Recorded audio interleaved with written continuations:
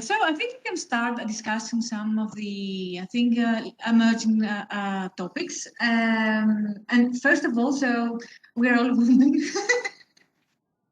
men, working in the game industry, working in academia, researching on games.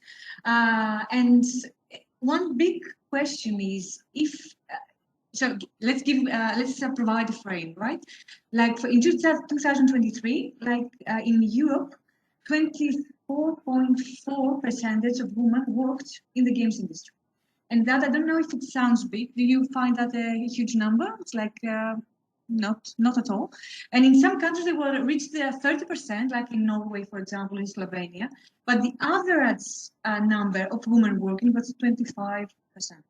So this is better than it used to be, but still the numbers are low. So my question is, based on your experience, if there are new limitations, or what limitations are there, and what new opportunities might be for a woman to work in the game industry, or enters the academia as a game developer, for example, or as a games researcher. So what is the new situation, if we can say there's a new situation over the last years? And please open your mic and just share your wisdom. I will say that what I believe is the reason for this is that we still see the ripple effect of old misconceptions and the feeling that games and coding and technology was a boy thing. I've experienced it growing up, and I think this is what it is now. When it's the ripple effect, not the fact that women are not interested or that this is not something they would pursue. Rather than they weren't exposed to it, they weren't expected to do this, and it wasn't marketed for women specifically.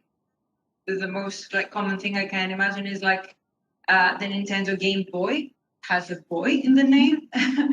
And I do remember from personal experience, it was something, I have a younger brother, and he got it before I even knew what it was. And I'll never forget this, it coming home and what is this? What is this great thing that I didn't even know it existed? And he's younger than me.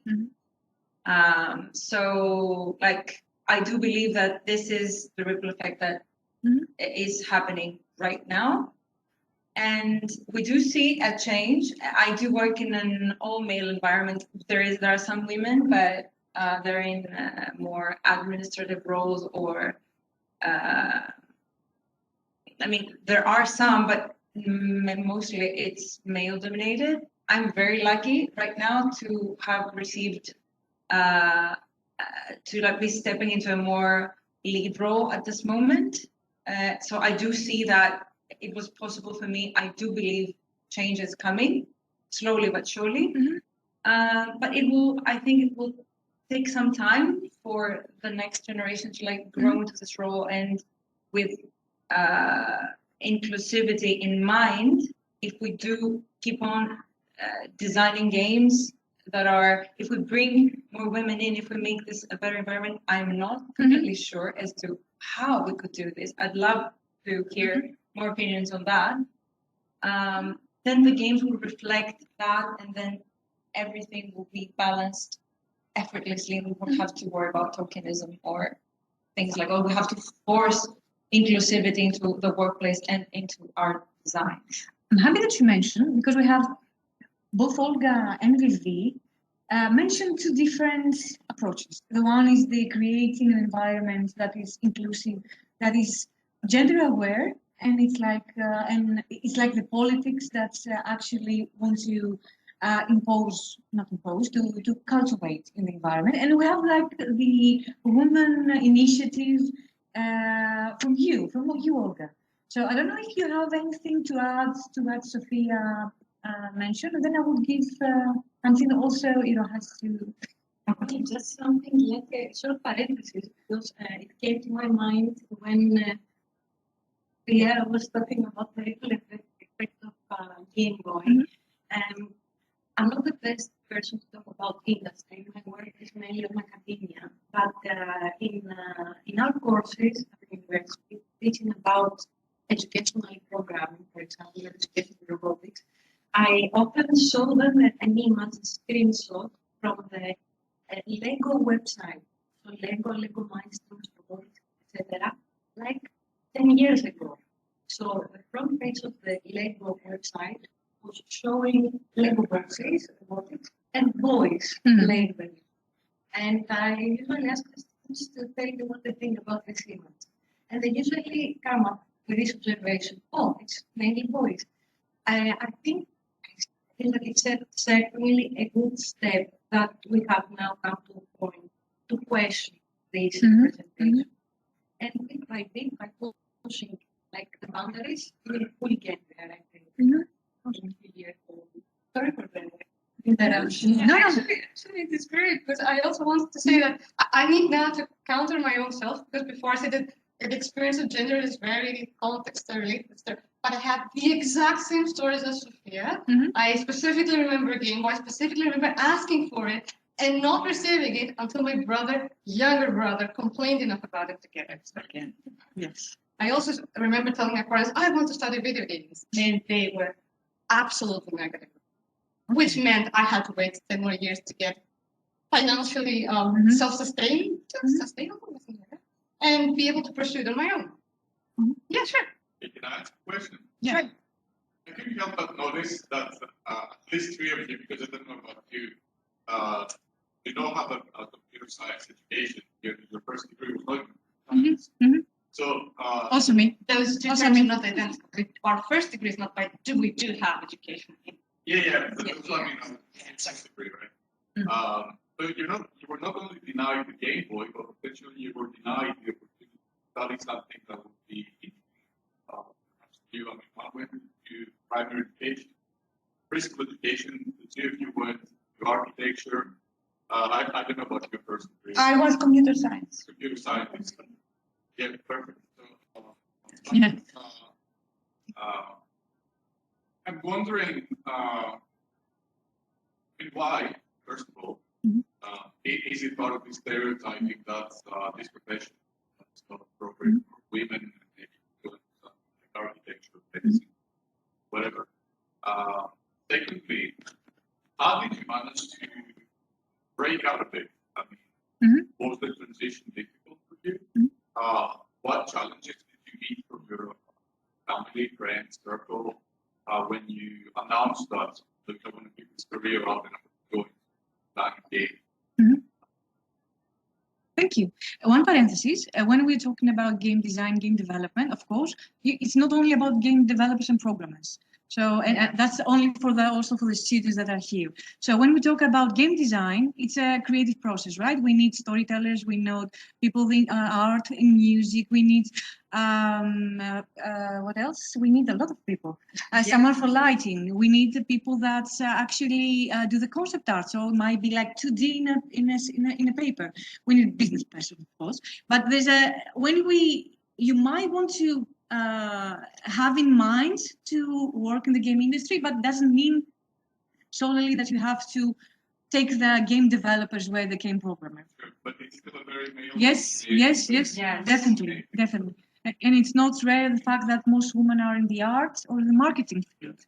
So please, this is the floor. Yes, this is, I'm cutting in. I'm sure you have very interesting stories from the other side, but I'd like to second what you just said about the fact that not all roles are expected to be programming. For me, I was never stopped by my family. It was just like a general expectation that, maybe girls like this thing and boys like that thing. I was never held back by my parents in any way.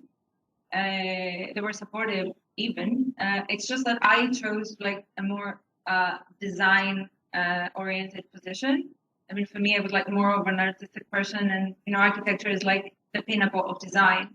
I do find that I can apply the things that I learned there directly into the game design field, be it space or general design process. For me, it was like my first choice. I just didn't know then and there that video games were a viable work path for me, a career option. Yes, was there? If I knew about that, maybe I would have taken a different path. I'm not completely sure. I don't regret my path till here, but it's certainly something to think about. And like I had to study a lot on my own. I had to find out how could I make this a reality.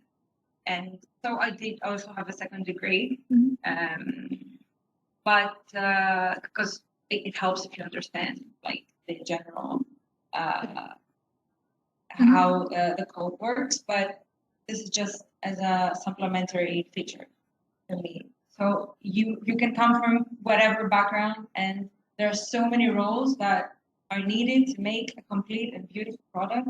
You don't have to be a programmer, but if you want to, you can totally do it that way. Definitely. And I think this, one moment, sorry, because I really want to give the floor to Iro and talk about game literacy, because it actually combines really well with what Sofia mentioned. Yeah, I have some experience as well, younger, where it was my younger brother actually using the computer, although computers were quite a luxury back in the day.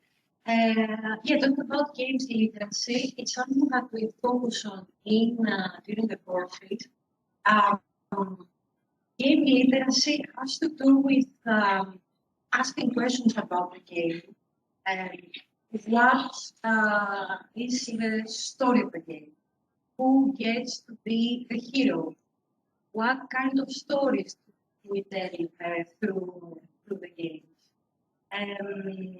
Trying to identify the cultural codes and the bias embedded in the design of the game. So, I mean, when we did this participatory game design workshop with children, and when we started, it was preschool children, like ages 4 or 5, something like that. When we started talking about the protagonist, immediately the children said it's going to be a boy. Greek language doesn't have much for this, but anyway, their first reaction was it's going to be a boy. At that point, we intervened a little bit and we said, okay, it can be a boy, it can be a girl, or it can be both. And again, immediately they said both. So, I mean, even in ages 4 or 5, these gender norms are already there. So it takes a little bit of, I mean, as researchers, maybe this introduced bias in this study. But as educators, this slight prompts caused a small shift in their perspective. So it was a learning opportunity. So I think, I mean, we see that through structured reflection, structured activities, even young children can shift their perspectives and think a little bit more critically. Yeah. And games for preschools, I mean, very recently, a few months ago, 2 of the students, actually one of them is here, they did a study about, they studied top-rated games, mobile educational games in the Google Play Store. And they found that, like in most of the games, the characters were neutral, like animals or things, creatures, etc. But there were still some games with intrinsically coded activities for gender, like pink kids and games for girls. And media like this, even games, they can affect, they can shape probably how children understand what the appropriate roles are to a certain degree. So, I mean, even these influences, we have to be very alert and very careful when designing games, even for preschool. Yeah, maybe even more so. So that's what I'm hoping to do with the students as well, to make them alert to issues like this, even at this young age, and be equipped to question the assumptions. Yeah, I agree. I don't know if the story changes in your case. Since very young, I have never had pressure from my family to follow a specific path. I chose computer science. Actually, my younger sister, had a computer. There was no boy in the family. And I chose computer science just because it was something I knew nothing about. I wanted to go to study agriculture, but then I found out about the practices of modern agriculture and farming, and I was appalled, so I chose this field. And so in this sense, I'm not a computer scientist at heart. That's why I'm always going towards, domains like museum studies, or lately I brought tabletop role-playing games as a practice for education and heritage. So I don't have the same experiences, but I can report the following, that when I entered the department, I was one of like 3 or 5 women. And now this, of course, 20 years later, this balance has shifted tremendously.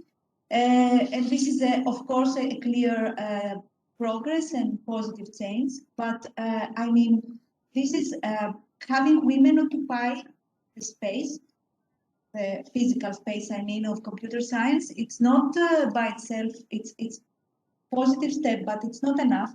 What I've noticed as a very strong issue with women coming, working with me as students doing student thesis, or becoming my collaborators, I've seen over the years a very strong pressure, which is often shown as anxiety, stress, an effort to prove themselves in this field.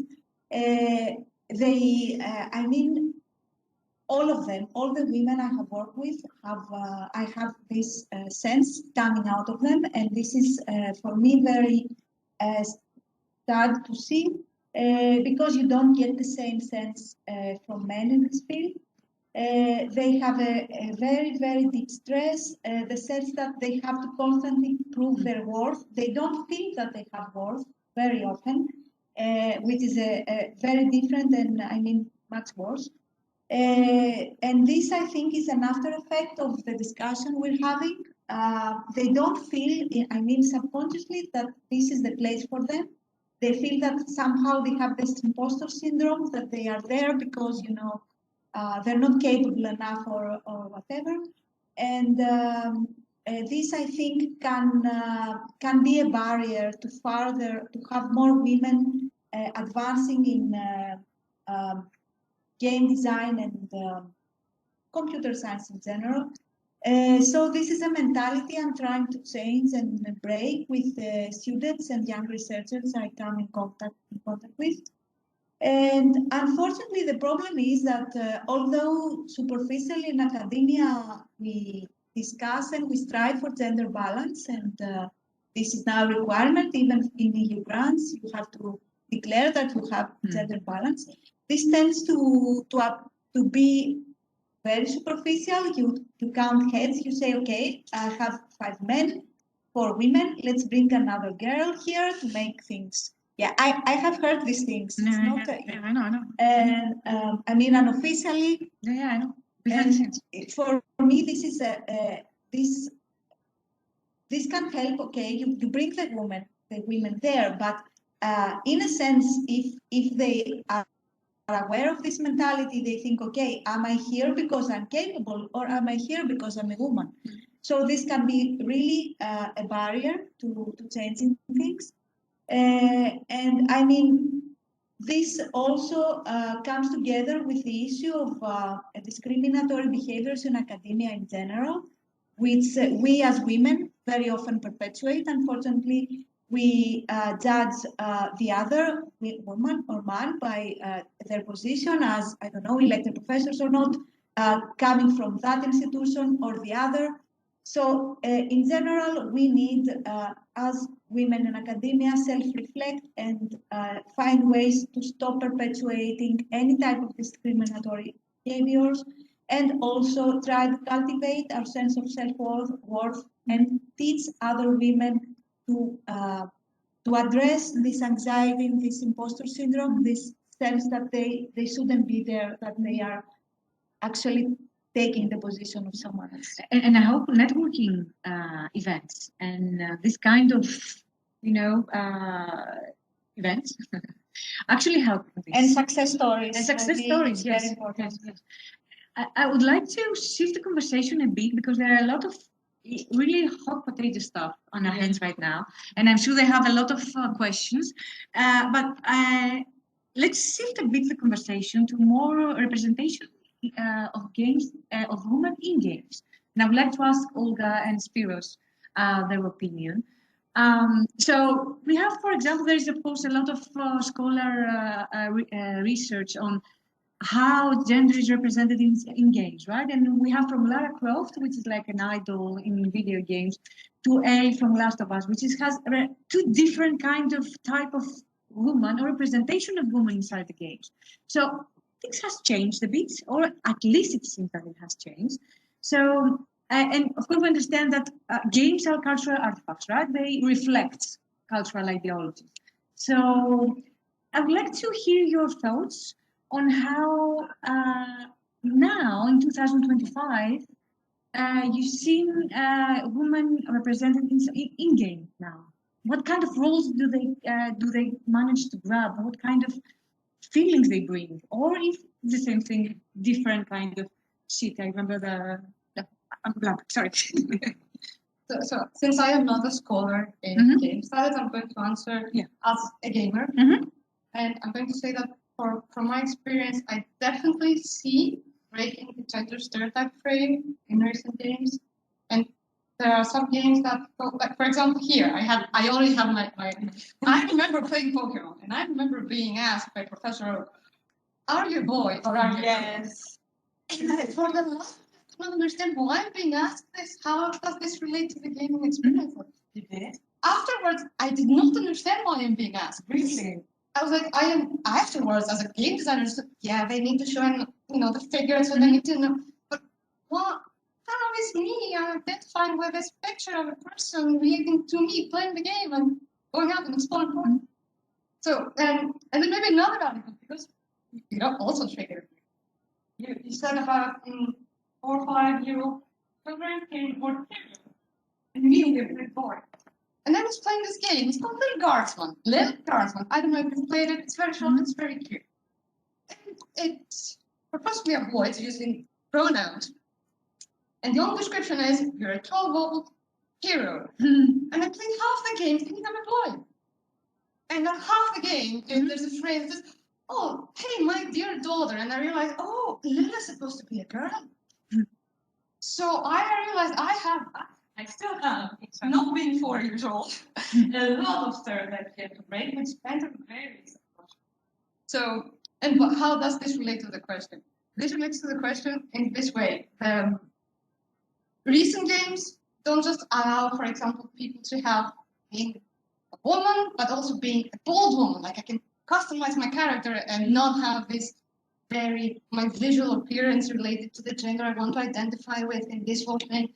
But they also have experiences where the gender is fully removed, the gender dimension is fully removed, and then this allows you this self-reflection, this recontextualization of your own ideas, this exposition of, oh wait, there's still more work to do in understanding which qualities we share in common despite gender, and which of those things we still have in our head that are gender role-related aspects. So I do see a lot of work in that, and I just mentioned one two things, but there are experiences that specifically target gender discussions, but also the mechanics in their own way can do this, like I said before. What I was thinking is, for example, when I was playing Last of Us, and I was like seeing Ellie and how she was like designed, it's a queer character, of course, and all the women leading roles in the game, at least to me, it didn't seem a lot of feminine. It's like you have like a woman role in a man's suit in a way. I don't know if you have the same, and that's not the right way to do that. I do, and I've noticed it with. Sorry, I'm cutting in, and I've noticed it with while discussing with men who also play. They feel fine playing Last of Us in very immersed, very part of the story, but they have a problem that now that The Witcher 4 is going to be series, and is a character that is more female looking, They're like, I don't like it that it's her. This is how you see, in my eyes, from like, not both as a designer but as a gamer as well, that these women, even though they're empowering and they are, they have some representation, and I do believe that the game in general was made with many people worked in it, and it has perspectives of many people in it. It is not a woman. It is a woman protagonist, but it's not like the typical women and women identifying completely protagonists. So there are some male suiting going on. I do believe that as well. Spyros, do you have any? Well, I don't know where to start from. I have two young boys. The first time they showed me when said they asked me why and when. Okay. Now you know that it's normal. Do your boys play Last of Us, or have they played Last of Us? The second one? No, they're young. I don't play games. I used to play when I was young. Now I have so much. I don't have much free time, so I prefer to create games. It is a complex process. I'm getting better. I'm software engineering in general, but it is. We have two roles that participate: storytellers, game designers, game artists, so on. I've been working as a software engineer for 20 years. I started creating websites, then entered the different positions. As I said before, we used to create a big applications, enterprise applications. But one of the best collaborations I've had was with a woman. She was very clever at telecommunication. We managed to create an application as the policemen say their prosecution documents for people that are prosecuted. It was the best cooperation I had. And I think one case is the student before presenting the poster that said the supervisor is that. The same supervisor was for my colleague. Okay, and in regards to representation of women, gender representation in games, because also your project is on has this aspect, right? So I'm wondering, from a game design and game developer aspect, how do you actually frame this kind of? I remember all games, but they were secondary characters. Games. I would like to say that this conference made me thinking of changing some emphasis to my game. Ah, nice. This is and then I think we can, I think we can say. Which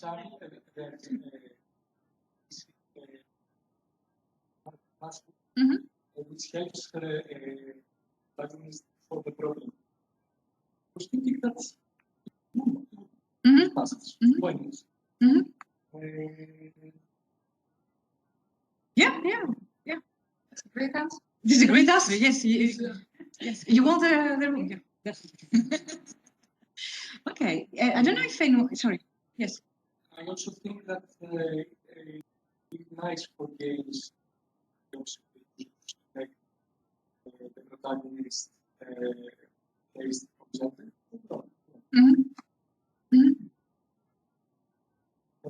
Only one.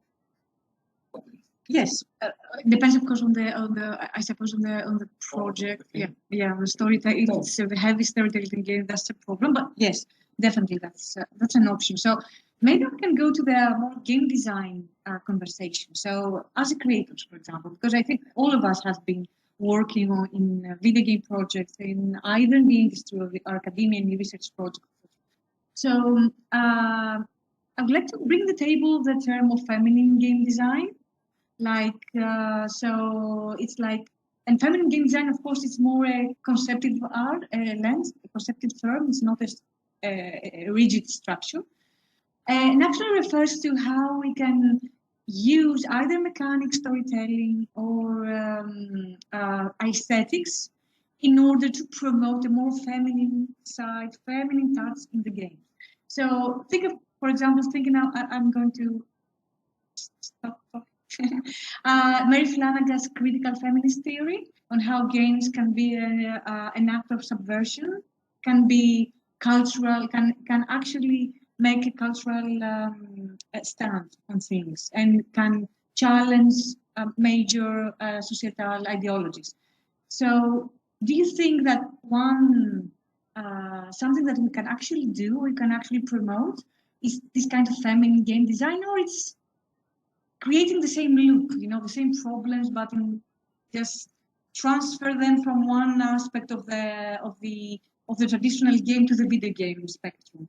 Do you think it's a good idea, or do we think we need something like that? Please. Personally, I'm not sure what feminine game design means. Exactly. Not growing up, because as a child I didn't have computers, but when I started playing games, all the protagonists were male. So I could definitely not identify myself. I enjoyed them, but I could not identify myself. Also, I'm not sure if I could identify myself in games like FaliroXR, for example.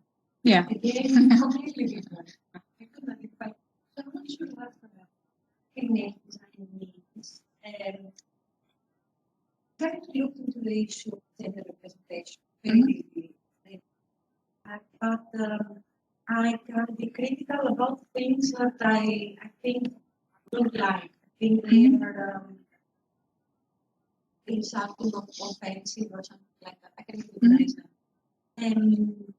But even though I'm a woman, I'm not sure whether, if I was involved in a group of people making a game, I'm not sure whether I would be able to provide the approach. Ensure that the game would be, because maybe, I don't know, we're talking about, they have internalized, like you said, stereotypes and consciousness. So, but I think maybe sometimes we have to push boundaries a bit more in order to stay.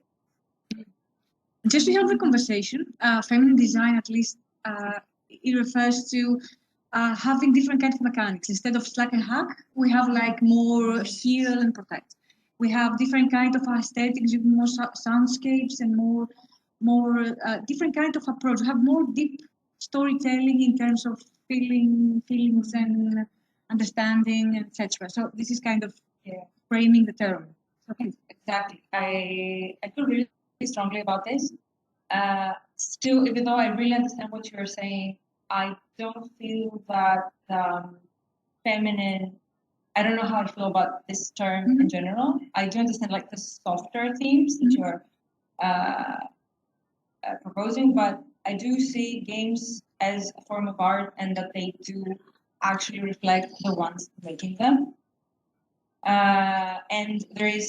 And I don't think that these themes are female or are enjoyed only by females. And I have an example like Stardew Valley is a game made by one man, and there's a huge community of people enjoying it, both men and women. It is a game that has farming, relationships, deep story. It's a more grounding, more like finding your roots kind of game. It's chill. It's a chill experience. And it has a major audience. And I do just think that when more women and when a more diverse variety of people will finally be involved in making games, we'll see this reflection effortlessly happen. And I do believe that these games are enjoyed by men and women alike, by everyone. It just depends. I do see that this is, I hope I answer the question. I feel really strongly. And it's like it's an open question, and I want to hear your opinion, then I will ask the audience. Because of course it kind of implies that women only like to collect to feed their pets and not like taking a gun and shoot people, which is not the case. But at the same time, we have a problem in our hand. There's an actual problem in the hand in terms of representation, in terms of game design. So we have to balance these things. You can. I don't know if you have any thoughts on this. Let me try. I have to say that I'm not a video gamer. I never was, so I cannot really say much about this specific issue, but I'm a very frequent tabletop role-playing gamer, and there are similar issues. There are several similar discussions. My feeling is I'm also not keen on the term about feminine design, but I will focus on what I consider are the qualities this should bring on this process. And for me, it's my main most important thing is interpersonal skills, meaning being able to communicate, perspective taking, reflect on what the other person is saying, on their perspective, having an open mind, and also meaningful design, in the sense that focusing mostly on representation leads to the examples we talked about, having characters in the game that do not appeal neither to men nor women. And for me, it's always very superficial to focus to the other person's external appearance. This is not about, the representation is not about appearance only in real life and in games. It's about having a meaningful stories, designs, and having the characters being able to do things, having agency that allows them to do meaningful choices. If we focus on offering different appearances, presentations, we're missing the point. This is my opinion, at least. So we need to incorporate this wider interpersonal skills, a meaning reflection into the design, and being men, women, or non-binary, or whatever, doesn't matter, because we are game designers, we are experienced designers. We should be able to understand different perspectives to bring them in the game. That is my opinion, at least. Yeah. I don't know if you would like to participate in the conversation. If you have any questions, I think I saw a hand. Do you? Yes. Do you still want to? Well, yes, I would like to ask something that actually we work a lot about when working with version work. One thing is that don't really force any stereotype, not the ones that we know, but not the other ones as well. I think that it is very, I say it's violence again. If you try to force a girl play, something with balls or whatever that she doesn't like. So we be very careful not to make her feel guilty about their preferences. Yeah, I agree. This is a very, very important thing. So I really believe that to make flexible ways of and letting girls and boys choose whatever they like. If they like paddles, okay. If they don't, okay, that's fine. I mean, girls should not be ashamed if they like to play with babies and dolls, because this is the nature. They will be mothers, and this is perfectly nice, acceptable. So forcing stereotypes of anything is me.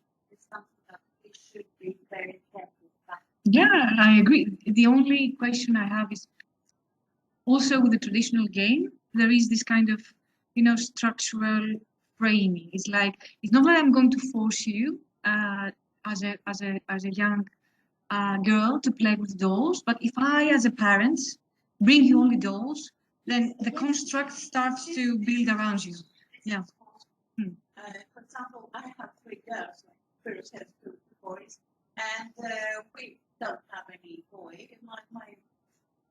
My husband used to take them to the cinema, and they always went to Spider-Man, Batman, whatever. And I said, why are you taking up all this. He said, I didn't expect you to say these about these stereotypes. So I said, okay, you're right. You go to say this, and if they like it, okay. But I'm afraid I won't join you because I don't like them. And so I didn't. I mean, and they do. My daughter. Also, I do that. And I'm sure everybody here like Avengers and superhero movies, right? No. Yeah. So it's that's what I yeah. mean. So it shouldn't be something that they're going to be feeling guilty about, not to like. The interesting part is, and I will also, I don't know if you have any questions, as game designers, we are kind of, gods, right? We create words, we create something that is going to create an impact. So it's a kind of self-reflection story. It's like what we want to see happen, so how we can design it in a way. So if we want to not to be forceful, we have to give choices. So what are the choices? Yes, we have. That's what Any meaningful choices? I used to see when I were very young that there were boys invited in their party. They always liked to make dolls because they didn't have these things at home. You would consider very manly to have dolls. So I was always thinking that it might give the choice. But not all. For example, what industries could do is not have these corridors of boys' games, girls' games. They have just games and let the children buy whatever they like. Yeah, I think this is best because otherwise, perhaps we're forcing preference. Yeah. However, 2025, big voices have and how do you count that? If you have implicit bias stereotypes in this group, how can you combat stereotypes? Yes, still in the broader context. I think that stereotypes cannot be avoided by the forcing children one thing or another. So I think we have to stick to individuality. We have to let people be themselves. But isn't it forcing to have a section of yes, girls? I totally agree with that point, but you should not force it. As a parent, you go in both sections and say, let's go here, what do you like? There is no other way. Otherwise, you need to make a campaign against the shop. This is another way to go. It is balance. And I see television and they try to be more equality. And I noticed that there is no mother in the advertisement. There's always a father trying to feed the kids. There's always a granddad. There's always recently there's always a man doing everything. This creates another stereotype. This creates a stereotype which is very dangerous. Because mothers are mothers. Children. Yes. We have a rare opportunity to talk with designers and creators, so we can see not ourselves in the position of consumers, but of the creators. The one behind the scenes who are cooking all this stuff. So, please. It looks as if one half of this table has a lot of freedom to design what we want to and the other half maybe doesn't have as much freedom. And I'm talking here about the divide between working in educational games versus working in industry, commercial, commodified games. Of course, if you're working in education, you have to develop something that the whole class is going to have basic classrooms. It has to be something that appeals to both boys and the girls, or perhaps appeals to none of them specifically because there's no gender stereotype or abstract. And that's very important. It's really important because this is what's going to generate the next generation of gamers. What's going to entice young kids into using the computer not just for learning, but also for entertainment purposes. And when somebody's grown up that way, then when they become 10, 12, 15, 25, they will want to engage in gaming, but they will expect that there will exist games that are not gender stereotyped.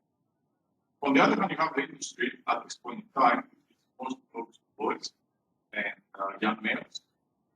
It's where the market is, so therefore you have to design for something that appeals to them primarily.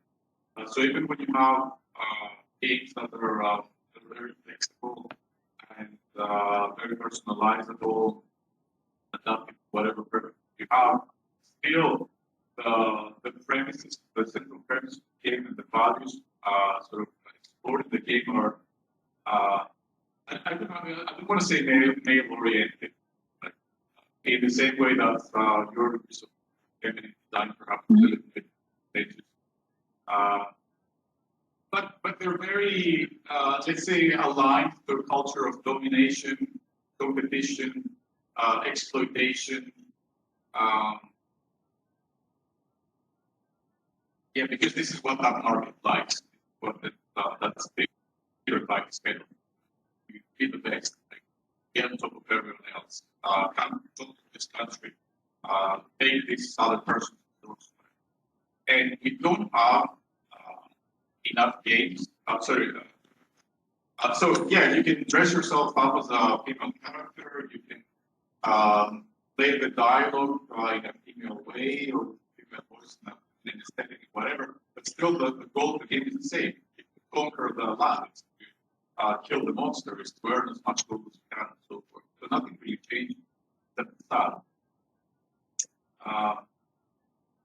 So it's difficult. It's a kind of chicken and egg situation that I think is very difficult to change unless people on the educational side of things start to really prepare the next generation. The demand to look for the non-stereotype, the non-gender bias, the sort of culturally aligned. I don't want to say colonial or capitalist here, but yeah, maybe that's part of it. Yeah, of course, historically, video games are boys' playground, and it's being assumed as a boys' playground, and that's integrated. Not the last. Maybe that has softened a bit, but generally, it's like this is my field, and that's we had a lot of problems community-wise in video games, and with personal violations, with threats, and there were a lot of the Gamergate scandal, for example. There were a lot of public events that was threatening women in games. Yeah, please. Yeah, what maybe I wanted to say on this is that, like, also buzzword. So games, whether we design them specifically for this purpose or not, are educational at heart, and there's a specific reason for boys' games being about domination and war is something we want to teach our children how to play. And I think when we don't, I am not. I am saying that we don't expect anything from the industry because the industry is going to be reactive, not proactive. And proactive isn't about education. The moment we start rethinking about what we feel about domination, regardless of gender, it is going to be reflected in our games. We don't send women to war. If we sent women to war, we would also be teaching them what they should like. So I think it's more about the society that's being reflected in the games and about what purposes the games serve. I think the last question, because we have to end the panel. No, please, yes, yes. Mhm.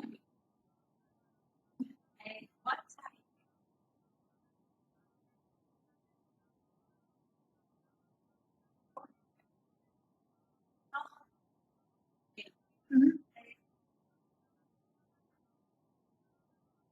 Mhm. Okay. Yeah, so just to top the mic, the question is during designing a female character, what's the challenges that they faced and how do they navigate this problem, right? Mhm. Yeah. Okay. Mhm.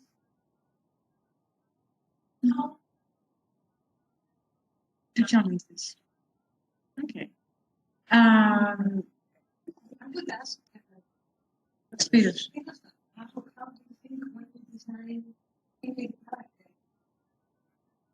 You would be thinking, He has it. He's going to.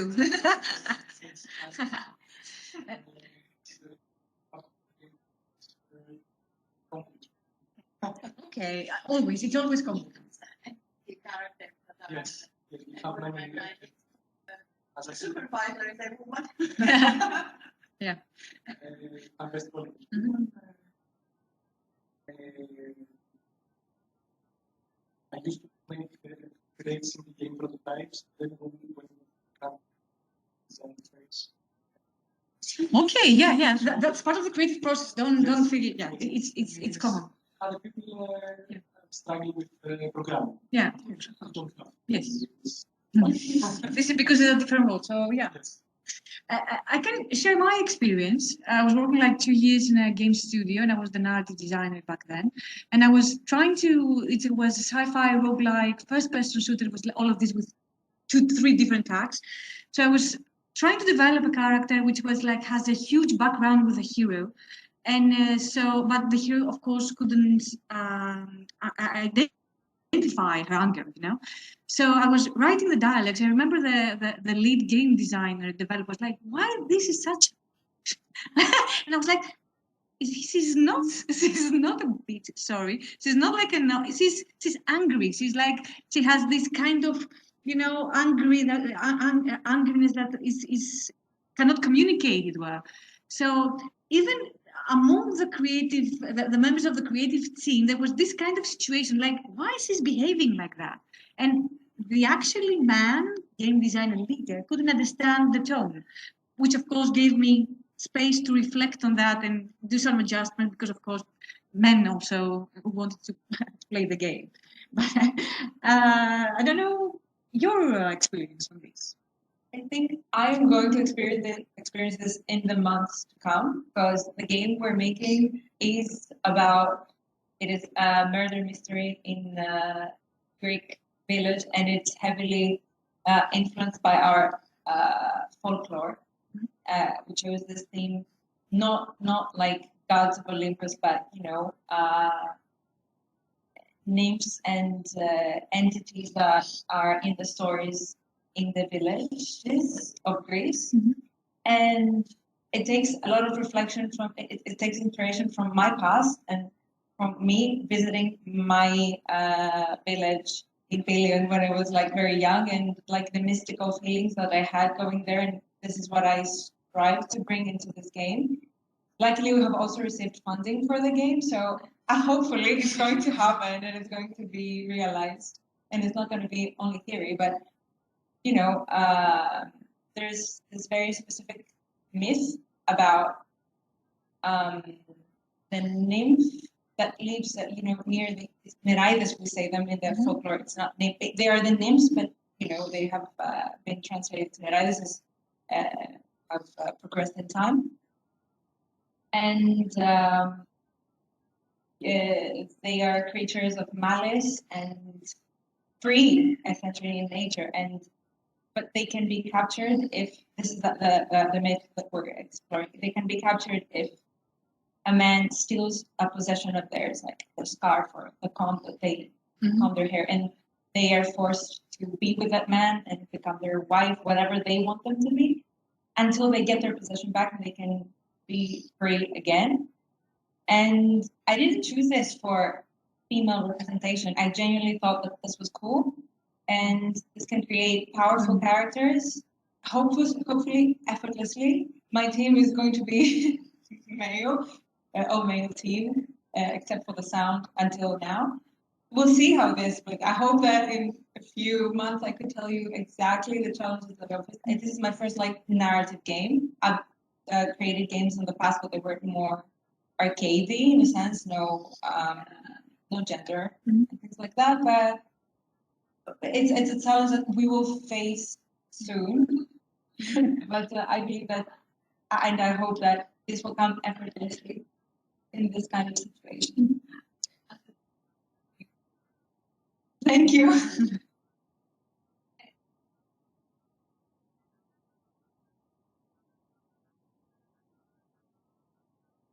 Exactly.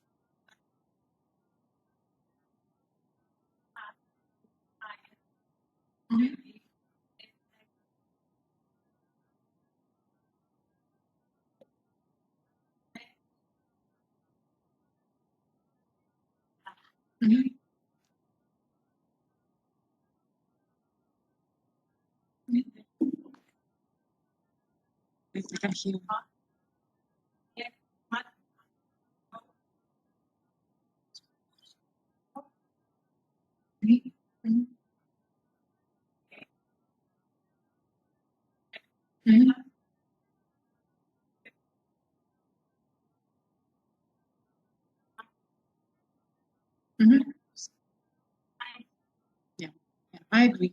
I think we have to end the session because I'm going to lose the bus. I have come with my luggage. So thank you very much for here. Thank you very much for being and sharing your wisdom. Please applause. Thank you very much. Thank you. Thank you.